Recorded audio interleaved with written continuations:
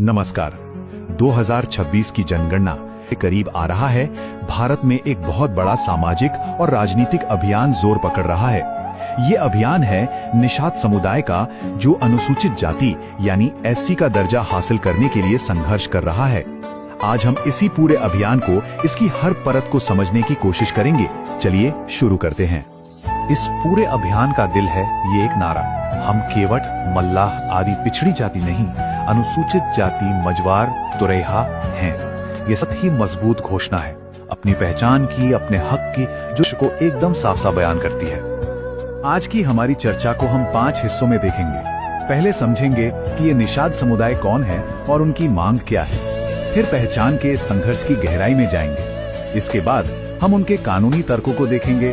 2026 की जनगणना के लिए उनका एक्शन प्लान क्या है वो समझेंगे और आखिर में भविष्य पर एक नजर डालेंगे। तो सबसे पहले बात करते हैं पहले हिस्से की। आखिर ये निषाद समुदाय है कौन और उनकी ये एक अकेली ठोस मांग है क्या? देखिए, निषाद समाज, जिसे कई लोग मछुआरा समुदाय के नाम से भी जानते हैं, असल में कई छोटी बड़ी जातियों का एक समूह है।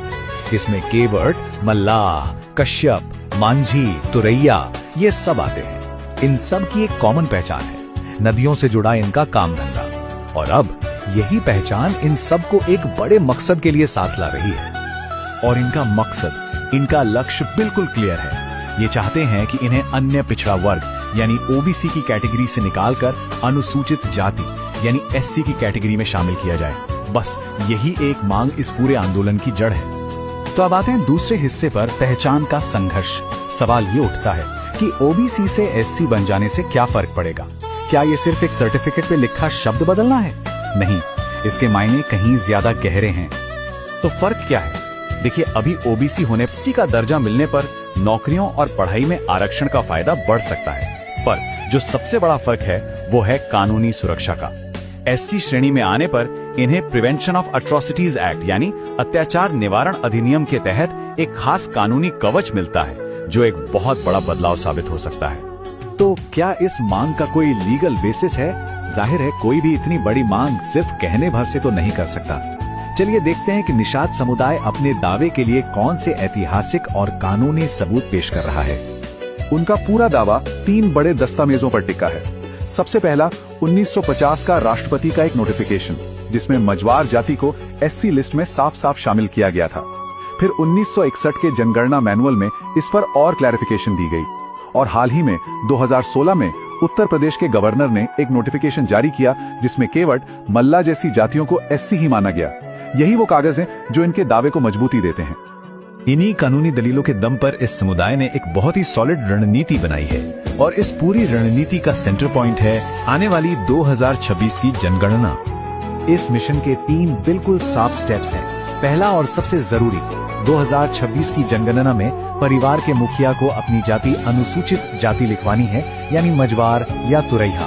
दूसरा, एससी सर्टिफिकेट बनवाने के लिए कोशिश करना और ओबीसी लिस्ट से नाम हटवाना। और तीसरा, अपने घरों की दीवारों पर अभियान का नारा लिखना, ताकि एकता दिखे और जागरूकता फैले। और 2026 की ये जनगणना इतनी खास क्यों है? वो इसलिए क्योंकि इस बार केंद्र सरकार जाति के आधार पर भी गिनती करेगी। ये प्रोसेस पहाड़ी इलाकों से शुरू होने वाला है। सरकार की गाइडलाइंस भी साफ हैं कि लोग अपनी जाति की जानकारी बिल्कुल सही दें। अगर कोई गलत जानकारी देता है तो उसे रिजेक्ट किया जा सकता है। बस यही वजह है कि ये जनगणना इस समुदाय के लिए एक करो या मरो जैसा मौका है। तो अब हम पहुंचते हैं सबसे बड़े सवाल पर, भविष्य का सवाल। इस पूरे अभियान का 2026 और उसके बाद के लिए क्या मतलब है? 2026 ये सिर्फ एक साल नहीं है, ये समुदाय के भविष्य के लिए एक टर्निंग पॉइंट है। यही वो साल है जब इनकी कलेक्टिव आवाज सरकारी आंकड़ों में हमेशा के लिए दर्ज हो सकती है। तो आखिर में बड़ा सवाल यही है, क्या 2026 की जनगणना में अपनी पहचान को एक साथ एक आवाज में दर्ज कराने का ये अभियान निषाद समुदाय के लिए भारत के सामाजिक नक्शे को हमेशा हमेशा के लिए बदल पाएगा? इस सवाल का जवाब अब काफी हद तक इसी समुदाय की एकजुटता पर